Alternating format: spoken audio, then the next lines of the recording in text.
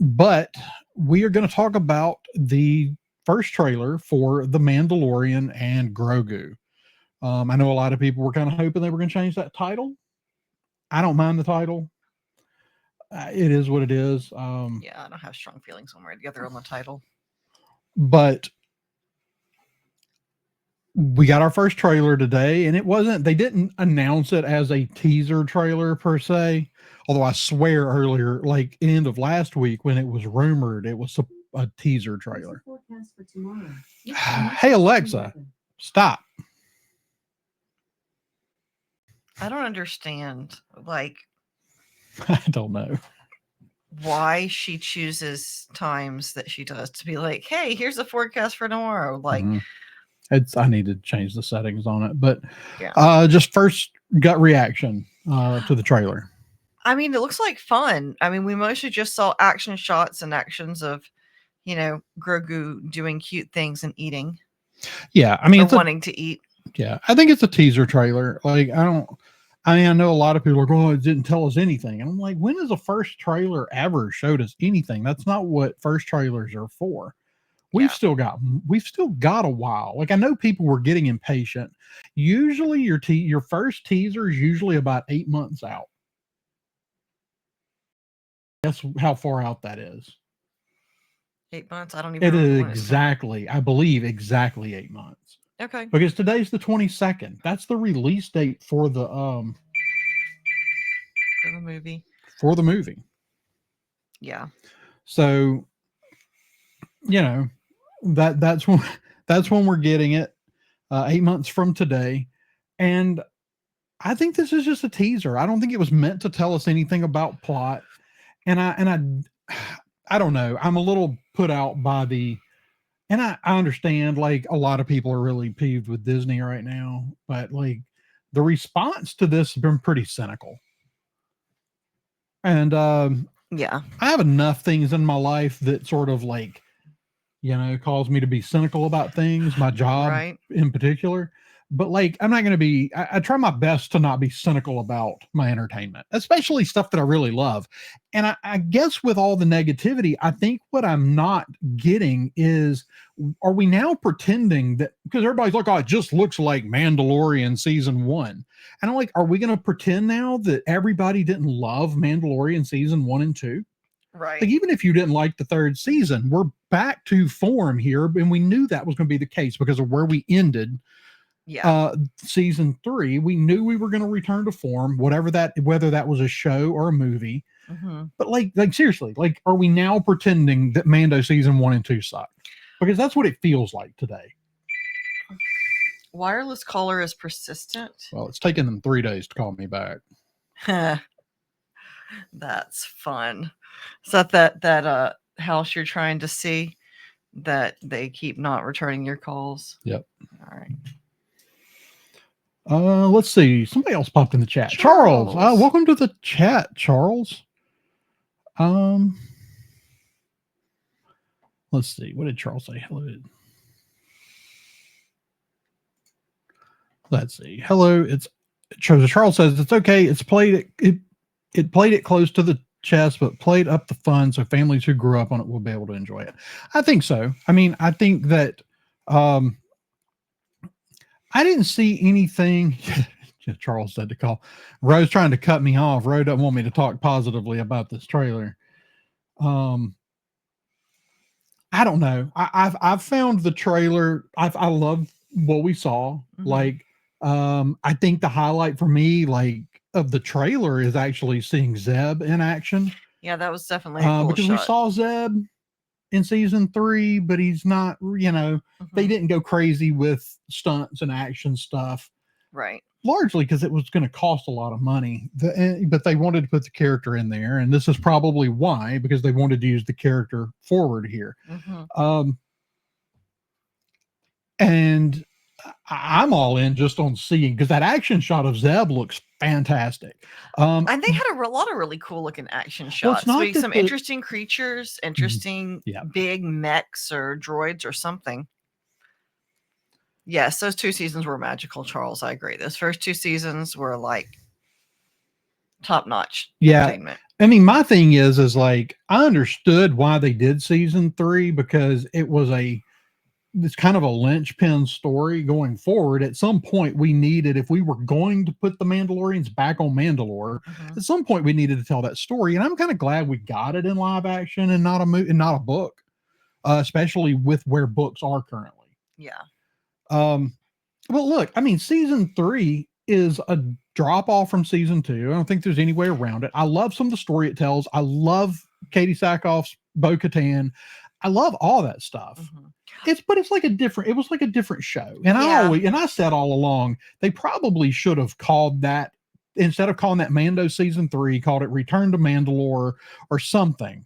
Yeah, it just made it its own thing. And made it its own thing. And then people can't throw the fit that, oh, Bo-Katan's horning in on the lead role spot. And which really was only kind of true for part of the season. Mando still very much remains the main character.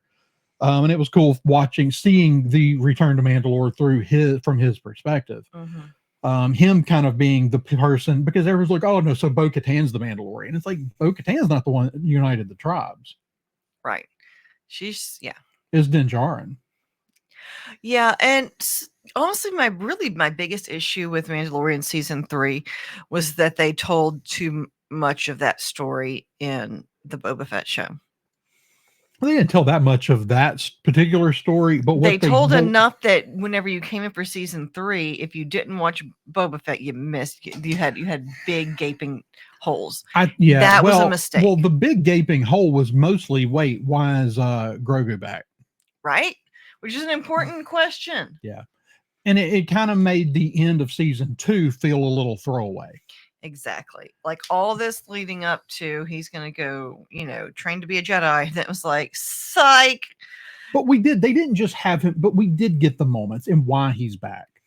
Yeah. And I do like some theories about what will Grogu's play, because Grogu is a character they can now have around for a very, very long time. And like, what is his place? What has his place become in this story? Because he could be an incredibly important character going forward to both the Mandalorian and the Jedi. Right. So I don't know. That was a mistake. I will hands down admit, and while they are the best 2 episodes of Book of Boba Fett, they shouldn't have done that. Those should have been the first 2 episodes of season 3. But here's the thing. We clearly also stepped aside in season 3 and kind of went and told the story Dave wanted to tell. Right. Yeah. We weren't really so much telling, I mean, I'm John's sure little side quest anymore. It was no longer John's serialized action adventure. Right. And I mean, and that's important here. In recognizing that that's what John's story was. And we'll talk about that in just a second. But 3 was a story that was clearly Dave's. And it was clearly a story that Dave felt like was important enough that they clearly came to some sort of arrangement to tell that story. But this is, I mean, to the people getting down on it, it's like, yeah, we're going to get a trailer probably in a few weeks, maybe a month or more. But we're going to get a trailer by the end of the year that's going to be huge. And it's going to tell us a lot of things about the movie, and it's going to be a lot more exciting than this teaser trailer. Yeah. But like, here's my thing, and this is what I would say to all the people that are being kind of cynical about it is, one, this is clearly, I mean, we're not just kind of going back to Mando season 1 and 2. Like, the Razor Crest is back. Now, that may be Zeb's. I think it was Zeb's when we saw it in season 3, right? Zeb was flying a Razor Crest, maybe? You know how I am about ships. It's just, they're all ships. So Charles can tell us, or somebody can tell us, there was a Razor Crest in season 3. I believe that might have been Zeb's. But we've got a Razor Crest. I noticed the pulse rifle's back. So we're really dialing it back. But what I was talking about with this, the first 2 seasons are very much this old school serialized action adventure. Buck Rogers, that kind of stuff. And they're completely telling us this is what this movie is. Because if you haven't, go look up the poster. the poster is like in your face. And I noticed I listened to Cam and Roe Talk earlier, and they were talking about how it's invoking Indiana Jones, but it's invoking Indiana Jones because of what Indiana Jones was invoking. It's going back to those serialized action adventures of like the 40s. Yeah. And I believe that that's a very intentional telegraph to a return to form, that this is not, we're no longer doing this bigger story that Mando's part of. We're back to his adventure. Now, I do think the story's going to get bigger. I think there's going to probably be some things here that are going to tie into Dave's movie before it's all said and done. Partially, if nothing else, because Zeb's around, and Zeb is going to have to play into that as well. That title card, though, I mean, that title card was the most throwback thing I've seen in a minute. Yeah.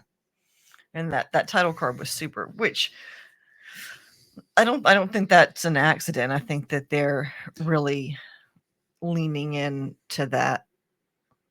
I think that's definitely the vibe they're going for. And honestly, I think that's a good decision. Like, make something, that's, like The Mummy, or, that kind of, high adventure sort of story. I mean, my whole thing is right now, like, one, I'm gonna lean real hard on this whole Mando season 1 and 2, is because this is really, I mean, season 3 of Mandalorian is sort of an aside to the Mandalorian and Grogu's story. It's like, we're telling their story. Now we've got to have this adventure over here. And the end of it goes, but now we're back. Right. So we're doing this whole thing. So I'm going to say it's a return to the spirit of season 1 and 2. And I think that they did everything they could in this little short teaser to tell you that. Yeah. And it's Jon freaking Favreau. Like, Jon Favreau is one of the best filmmakers alive. Like, until he botches this completely, I'm going to be all in on this. It ain't going to be The Acolyte. Like, I don't know. And here's the other thing is, like, as bad as some of the stuff, like, I mean, The Acolyte is the most painfully bad thing that's ever been done with Star Wars. And I'm including some of the books in that. Yeah. The Acolyte was just painfully bad. But once you move forward from that, we had 3 shows, 2 live action, 1 animated this year. Yeah. Skeleton Crew, I absolutely adored Skeleton Crew. Yeah. I love that. Great. Like, when I keep telling people, hey, you need to go watch this thing, because I know everybody's like, watch Andor. You need to watch Andor. I'm like, go watch Skeleton Crew. Like, especially if you're like an 80s kid like me, please go watch Skeleton Crew. But yeah, Skeleton Crew, what was the other one? Tales from the Underworld, and Andor. I can't believe they went there in a kids movie. Oh, in a movie, or you mean a kid show, the animated show? Oh, the Cad Bane's art. Yeah, it's like, that's cold. I always knew it was cold, but I love that we're going back to May for a number of reasons, not the least of which that the release date for this is on my birthday. As I literally just said in the comments. Why wasn't reading the comments? No, I'm not. I'm just saying. Yeah, I knew that's what was coming. Yeah. Well, see, I don't read all the comments before I address them. I read down and address them, and so out of context. Oh.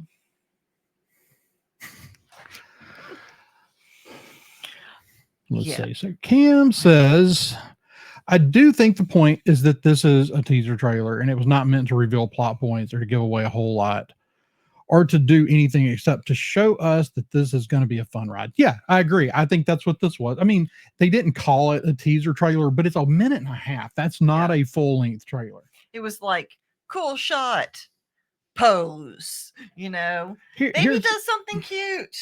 You're going to get probably here's what my guess is. What is the biggest movie coming out in December? Oh, I don't know. I'm really just not good at keeping track of these things anymore. I feel like I used to be better, but Let's see, movie releases. Yeah, none of that's right. Movie Insider. There we go. Nothing that anyone cares about. Freddy's. Do we not have a good December movie this year? What the heck, y'all? Yeah. We're not quite to where the big one usually drops. Avatar. Oh. Avatar, Fire and Ash. If you were to ask me what movie, so that's where we're going to get it. It's going to drop. We're going to get the first real trailer to lead into Avatar, Fire and Ash. Mm-hmm. That would be my guess. I'd put money on that. Yeah. So it'll show up at the theaters. That's whenever, yeah, that would make sense.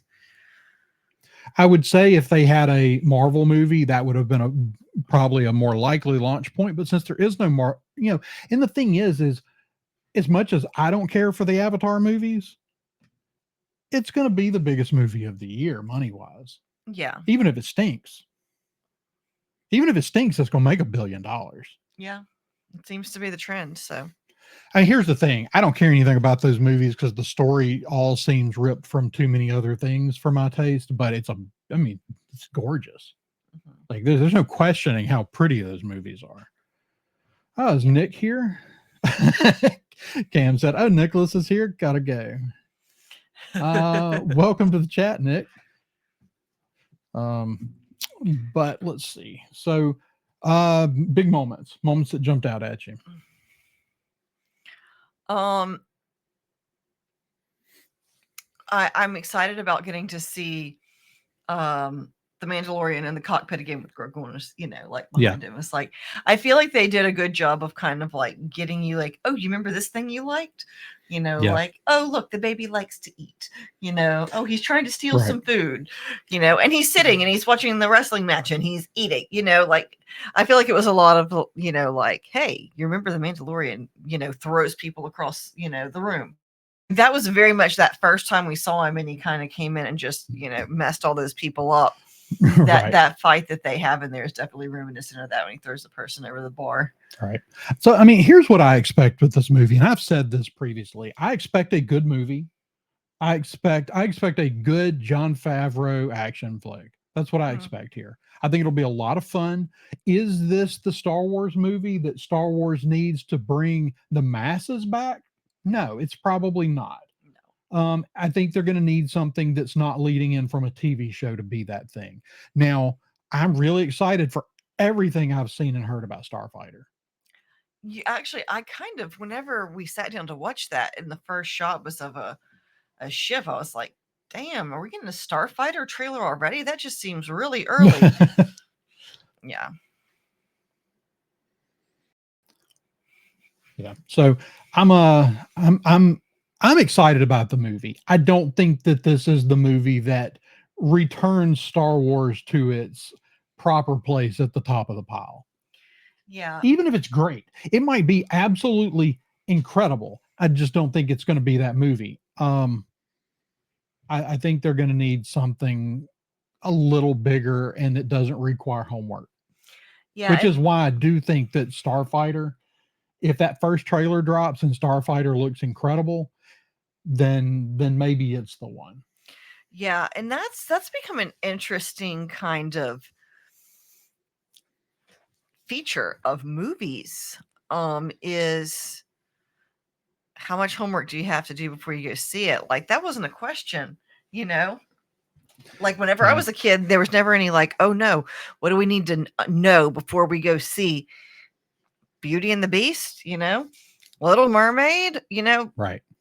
What do we need to know before we go see Angels in the Outfield? Right. I mean, because generally at that time, the farthest, I mean, and not for lack of trying, but generally speaking, your franchise might be a trilogy. Mm-hmm. Like they generally died after that.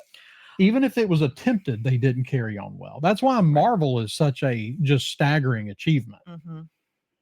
Mm-hmm. Because it was always so hard to carry a franchise past 3 movies. And I mean, they've got multiple characters with 3 story arcs. So, it's that's kind of mind blowing. And Star Wars, of course, has 6 movies or 7 movies that I absolutely adore. And then, I mean, I'll just outright tell you, I've never said any different. I loved The Force Awakens. I thought this is this like great new like launching of the franchise. Um, the only thing that drags The Force Awakens down in the rankings for me is what followed. Yeah. Because those 2 movies are such a mess that basically you have The Force Awakens, but then it has nowhere to go. So the things that should have supported it let us down so bad that I just kind of push all of them back towards the bottom. But, for there to be something Star Wars that has a wide appeal that people and honestly, I think Jon Favreau's no dummy. I think that this movie will be something that you could go into and just enjoy by itself without, and I expect to hear him start saying in interviews, like, if you watch the 3 seasons of the show, you'll definitely understand more and you'll have more depth to it. But, you can come in and see this. Like, the man's a movie maker primarily. He understands how these things work. So I really expect that to be the narrative, is that, you'll get a lot more out of it if you've seen the show, but you can just go see the movie. Yeah. Yeah, I agree. I think there's some really great shots here. I think the big selling point for me is one, it's even though the TV show always looked really good, in my opinion, like you can see the difference. This was clearly shot with more care and more money. And it's the ships look good, but the big selling point for me is actually the number of creatures. Yes. Because it's not just we're seeing some familiar creatures and also looks like maybe some new ones. And, when you go back, like, to me, Star Wars post Return of the Jedi, like, I mean, you had creatures. I mean, but the creatures in the original movie, it's mostly the cantina. And then in Empire, you added a couple more creatures, but it was in Return of the Jedi that like they went hog wild with the creatures. And so for me, I want my Star Wars to have the creatures, and we've had some things that haven't done a good job with that. Well, that was one thing I think everybody was excited about with The Mandalorian, was how many creatures and things were happening. Yeah. So I think, because we definitely had a much more human heavy story with all the Mandalorian arcs, but I think they're going to kind of come back. I think that's just from that trailer, it seems to be one of the ways that they're kind of bringing it back around, attempting to bring it back around full circle. Yep. So I love seeing the creatures. We're gonna say I love that they're they made those Anzellan puppets, and so now they're gonna get full mileage out of them. Yeah. But they're a good side by side with a character the size of Grogu. And they're basically kind of a scale, it's a scale thing, and they work. The scale works. Right. And also they were one of the more popular things in that movie. Yeah. So, I mean, I'm not going to say, oh yeah, I saw this teaser trailer, movie's going to be incredible. Yeah. But I like what I saw. Yeah. Like, I mean, that's all I can really say is like, I didn't see anything that made me go, oh no, I don't like that. I like what I saw. Specifically, like live action Zeb in that shot looks amazing. Yeah. And I'll be curious to see what other characters get tied in by the end of this. But I'm really curious because we know he was going back to bounty hunting, but he didn't want to just be a bounty hunter. He wanted to go be a bounty hunter for the New Republic, which means Imperial targets. So it's going to be interesting. I'm really excited about it. Like this doesn't necessarily, I was already excited about it. I won't say that this trailer doesn't like sway me one way or the other. It's Jon Favreau making a Star Wars movie. I'm on board. Yeah, I agree. Anything else? Anything else that jumped out at you in there before we wrap this for the day? Not particularly. No, just I think we pretty much kind of covered Yeah, all the things. I mean, yeah, because I don't do it's a 90-second trailer. Well, if it's a 90-second trailer, and I mean, if you want scene by scene breakdown, like I'm never going to do that as well as somebody like New Rockstars. I mean, they've already got up there like 45 Easter eggs you missed in the go watch that. That's not what we do. I don't do scene by scene breakdowns. I don't even write shows except on rare occasion. We just sit down and talk. That's true. Because if I start writing shows, I'll spend 3 days writing and rewriting before I actually do it. And then I hate the way the show comes off when I do it from a script. So we just don't do that. Yeah. But that's going to do it. Let's see. Charles had a comment before we wrap up here. So Charles says, as a first teaser, I feel like it leaned on the fun and family friendly side of the movie. The full trailer will hit marks for the Star Wars fans too. There's a lot. Yeah. So, I mean, I've heard a number of accusations today that, well, they just don't care about making movies for the people that have been around from the beginning in 1977. And I was like, I always kind of felt like Mandalorian season 1 and 2 were like a love letter to that era of Star Wars. So I think Jon Favreau is one of those people. Absolutely. So I don't really think I understand that sentiment at all. Yeah. Mandalorian, I still will put Mando season 1 and 2, or I don't break them up by season. I'll put Mandalorian as the best Star Wars TV show. Season 3 is a fall off. Andor's amazing, but Andor's not what I want all of my Star Wars to be. Yeah. If all of my Star Wars was what Andor is, I'd be a little sad.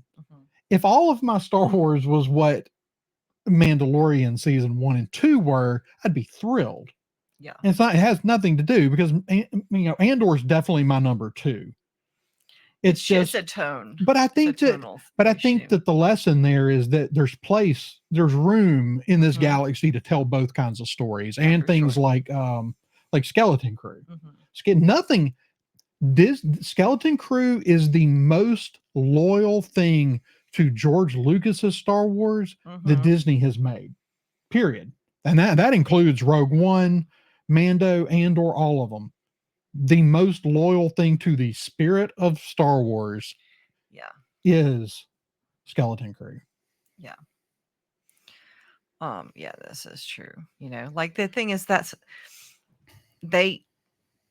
Favreau and Dave Filoni understand Star Wars. Like they are, like if I'm going to trust anybody with the overall direction of Star Wars, I think that they are a good I think they balance one another well. I think they're a good pair to do that. Yeah. So yeah, I'm excited. It's going to be good. And I'm always excited for something that's, going to be something that we can do with the kids. There's a time and place for adult movies, but when you have kids, most of them you want to be something you can enjoy as a family. Right. So I'm excited. Yeah. So we'll see where it goes. I really don't. We're almost to October. I really don't think, with the movie not being until May, I don't think we either see a full trailer is either going to be with the Fire and Ash release, or it will be at the College Football National Championship, which is in January. I don't think they'll wait for the Super Bowl, though we might get because usually it's a teaser and 2 full trailers. We might get the second full trailer at the Super Bowl. Yeah, we got the first trailers for like Force Awakens and like I think all of those. But those were December at the releases. Super Bowl. Yeah, but that might be when we get if they want to spend the money on a second trailer to drop it there. But the Super Bowl is always a good place for a trailer drop that time of year because you're way outside of the big con season for like New York and San Diego when things like that get dropped. So anyway, that's going to do it for today. If you weren't here at the beginning of the show, happy Hobbit Day. If I can talk somebody into coming back on with me later, we may just jump on and just talk a little Lord of the Rings to celebrate. Not her, probably. Well, I mean, you probably won't come back. You might.